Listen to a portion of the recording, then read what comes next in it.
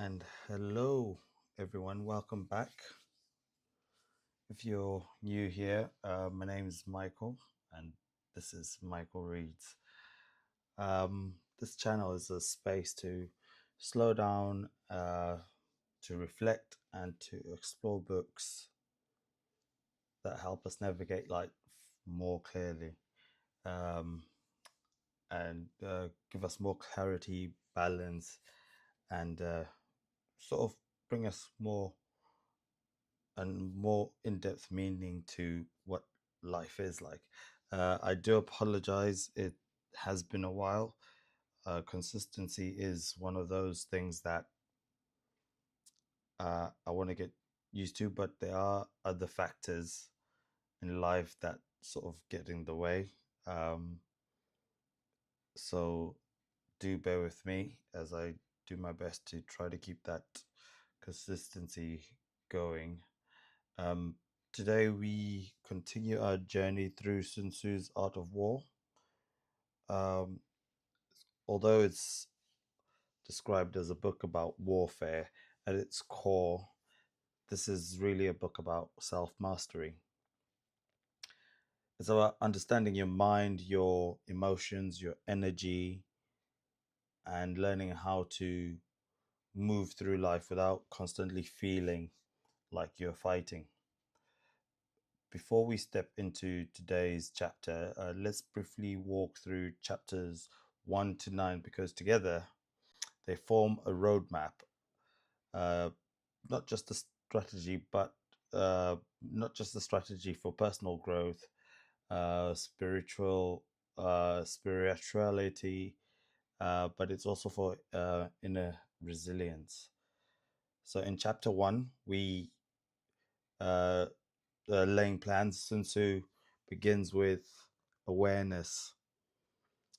Before any action, we must understand ourselves. So many personal struggles come from moving too quickly before we've listened to what we're feeling or why we're feeling it. Uh, the chapter reminds us to pause, to reflect, and to begin from clarity rather than chaos. Awareness is where growth starts. In chapter 2, which was waging war, there we've done videos on each one of the chapters. If you could look at my back catalogue, like and share those, please. The chapter speaks about cost. Every inner battle costs energy, stress, resentment, overthinking, they all come at a price. Spirituality, uh, this chapter asks us, is it worth my peace? Not everything deserves our energy. Growth often begins when we stop fighting everything and start protecting ourselves. In chapter 3, Attack by Stratagem, I enjoy that chapter. Sun Tzu teaches us that the highest victory comes without conflict. In life, true strength isn't about dominance, it's about wisdom. Sometimes walking away, choosing silence, or choosing peace is the most powerful move that anyone can make. You don't need to win every argument to win your life. And in chapter 4, Tactical Dispositions, this chapter is about stability. Before success, before progress, we must build strong inner foundations, discipline, patience, and self trust. When your inner world is steady, external challenges um, lose their grip. Chapter 5, which was entitled Energy, Sun Tzu now speaks about flow. Life is meant to be constant pressure. There's no action, and there is action and there is rest. Spiritually, this chapter reminds us that alignment matters more than force. When your actions match your values, progress feels lighter and more sustainable. In chapter 6, weak points and strong, Sun Tzu teaches timing.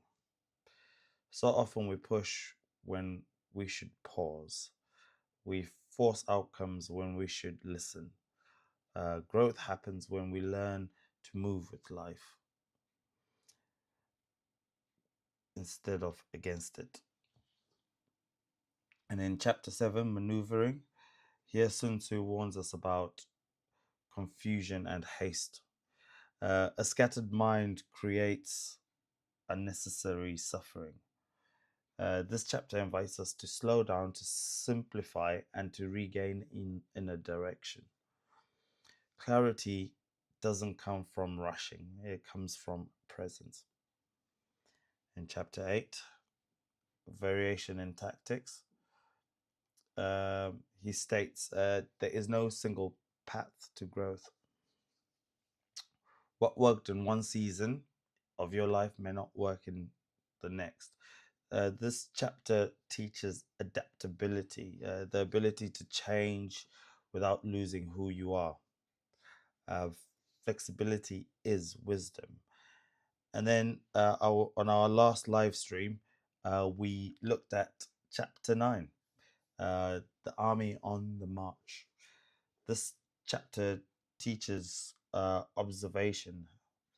Life is always sending signals through patterns, emotions, and intuition. When we stop reacting and start observing, we move more trust and less resistance. And this brings us to chapter 10, which we are going to go through today. I'm very excited for chapter 10. Terrain is all about understanding the ground beneath your feet, your environment, your circumstances, your inner landscape. And before we can move forward, we must understand where we are standing right now. This chapter invites honesty, self-awareness, and conscious movement. So take a breath, get comfortable, and let's explore chapter 10 together. And I do say, if this space, this channel supports you, please like the streams, subscribe to the channel, and share it with someone who may need it today. So that being said, let's begin. Terrain. Sun Tzu said, we may distinguish 6 kinds of terrain, to wit, accessible ground, entangling ground, temporizing ground, narrow passes, precipitous heights, positions at a great distance from the enemy. Ground can be freely traversed by both sides, is called accessible. With regard to ground of this nature, be before the enemy in occupying the raised and sunny spots, and carefully guard your line of supplies. Then you'll be able to fight with advantage. Ground can be abandoned, but is hard to reoccupy, is called entangling. From a position of this sort, if the enemy is unprepared, you may sally forth and defeat him. But if the enemy is prepared for your coming and you fail to defeat him, then return being impossible, disaster will ensue. When the position is such that neither side will gain by making the first move, it is called temporizing ground. In a position of this sort, even though the enemy should offer us an attractive bait, it will be advisable not to stir forth, but rather to retreat, thus enticing the enemy in his turn. Then, when part of his army has come out, we may deliver our attack with advantage. With regard to narrow passes, if you can occupy them first, let them be strongly garrisoned and await the advent of the enemy. Should the enemy forestall you in occupying a pass, do not go after him if the pass is fully garrisoned, but only if it is weakly garrisoned. With regard to precipitous heights, if you are beforehand with your adversary, you should occupy the raised and sunny spots and there wait for him to come up. If the enemy has occupied them before you, do not follow him, but retreat and try to entice him away. If you are situated at a great distance from the enemy, and the strength of the two armies is equal, it is not easy to provoke a battle, and fighting will be at your disadvantage. These six are the principles connected with earth. The general who has attained a responsible post must be careful to study them. Now, an army is exposed to six several calamities, not arising from natural causes, but from faults for which the general is responsible. These are flight, insubordination, collapse, ruin, disorganization, rout. Other conditions being equal, if one force is hurled against another 10 times its size, the result will be flight of the former. When the common soldiers are too strong and their officials too weak, the result is insubordination. When the officers are too strong and the common soldiers too weak, the result is collapse. When the higher officers are angry and insubordinate, and on meeting the enemy, give battle on their own account from a feeling of resentment, before the commander in chief can tell whether or not he's in a position to fight, the result is ruin. When the general is weak and without authority, when his orders are not clear and distinct, when there are no fixed duties assigned to officers and men, and the ranks are formed in a slovenly, haphazard manner, the result is utter disorganization. Can you let me know if the sound is coming through great? So far, I'm getting a good thumbs up. Thank you. When a general, unable to estimate the enemy's strength, allows an inferior force to engage a larger one, or hurls a weak detachment against a powerful one, and neglects to place picked soldiers in the front rank, the result must be a rout. There are 6 ways of courting defeat, which must be carefully noted by the general who has attained a responsible post. The natural formation of the country is the soldier's best ally, but a power of estimating the adversary, of controlling the forces of victory, and of shrewdly calculating difficulties, dangers, and distances constitutes the test of a great general. He who knows these things and in fighting puts his knowledge into practice will win his battles, and of shrewdly calculating difficulties, dangers, and distances constitutes the test of a great general. He who knows these things and in fighting puts his knowledge into practice will win his battles. He who knows them not nor practices them will surely be defeated. If fighting is sure to result in victory, then you must fight, even though the ruler forbid it. If fighting will not result in victory, then you must not fight, even at the ruler's bidding. The general who advances without coveting fame and retreats without fearing disgrace, whose only thought is to protect his country and do good service for his sovereign, is the jewel of the kingdom. Regard your soldiers as your children, and they will follow you into the deepest valleys. Look upon them as your own beloved sons, and they will stand by you even unto death.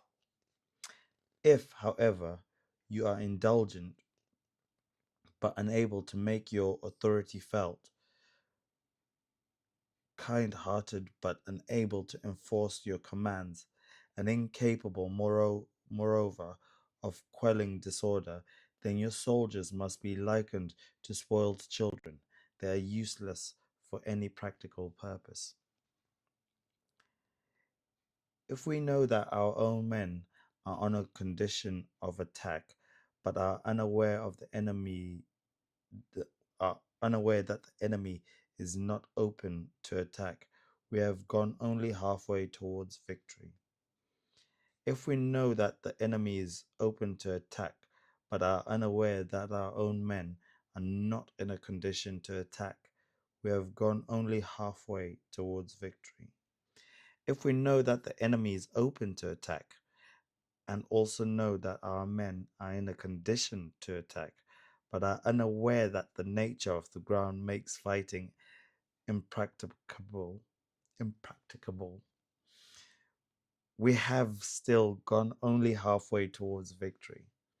Hence, the experienced soldier, once in motion, is never bewildered. Once he has broken camp, he is never at a loss. Hence the saying, if you know the enemy and you know yourself, your victory will not stand in doubt. But if you know heaven and know earth, you make your victory complete. Brilliant.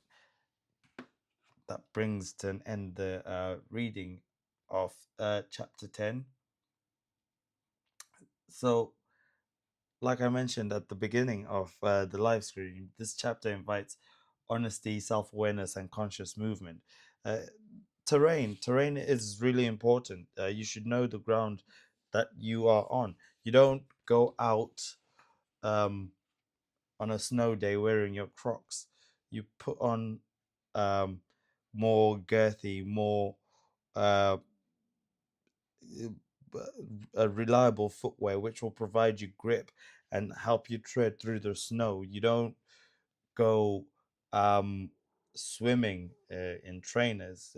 You wear flippers, and it will help you get through um, any situation that you're in. So that's how we should deal with any situation in life. This is just my sort of brief take on that. Um, we should know the terrain we are going through. We should know the people we're dealing with. We should know the situation and fully understand it so that we can better um, come up with a solution. Because sometimes we are too quick to act, sometimes we're too quick to uh, just go in blindly and still with the hope of a good outcome.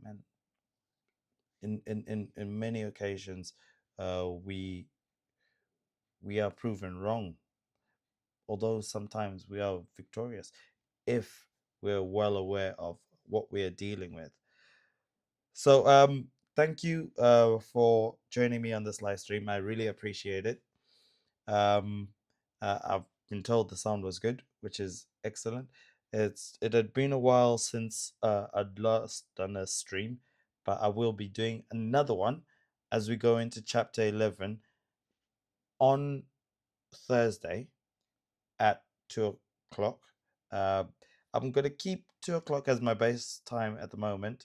However, I'm hoping as I grow and as I learn and as I bring in new technologies and as I uh, mess with the algorithm a little bit, the times may change ever so slightly. So if you could please turn your notifications on so that you're notified when I'll be doing the next stream. I hope to very soon start uploading videos, stuff that I've pre-recorded, and maybe even capture some shorts, because there are some chapters in the text that I'm reading which are so great and would work great as a daily reminder, not just to myself but to you guys who have used your time.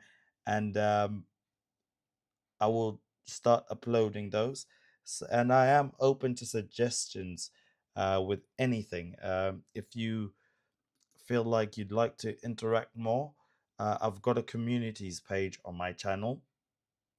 And very soon we've got something exciting coming up on Michael Reads, which is still a work in progress. But once that is sorted, I will be making the grand announcement. But to all of you guys who've taken your time to listen to this man who's, um, yeah, trying to make reading his habit, um, I really appreciate you. Um, and I hope what I'm doing adds value to your life and is sort of changing your mindset, because I too am learning as I go. So, all these words that we've read today, I will take time to sit down to reflect on them. And if anything pops up that I didn't bring up on this live stream, I will add it in summary when I do the next live stream, as I introduce the next chapter that I'll be going to. We'll be going into chapter 11, which is titled The Nine Situations. And we are coming close to the end of the book. It's only a short one. I have some more books in my arsenal. Arsenal War. uh, sorry about that. Yeah, but I will be adding some of the titles to my community page. So please keep an eye on those, and I will put up a poll to see which ones you would like me to go through next. But on the whole, The Art of War, it's a great short little book. It's available on Amazon. I really recommend that you would purchase one, or if you can, find a PDF to download. It's been out that long, so I'm pretty sure you can find a PDF and use it as your manual. Use it as your manual to get through life, to figure out how to handle many different situations, because you can any make the book relevant to any situation in your life, whether it's your personal life, whether it's your spiritual life, whether it's uh, building your business, or just dealing with uh, people in your workplace or with relationships. um, that's why it's been acclaimed one of the greatest books and manuals there are. So thank you so much for joining me, and I hope to see you guys again in the next stream. Please like, share, and uh, leave me comments. Let's use the algorithm so that we can get more viewers, and we become a little club of people who like to grow through books and reading. Thank you so much. This is Michael Reads, and I will catch you on the next one.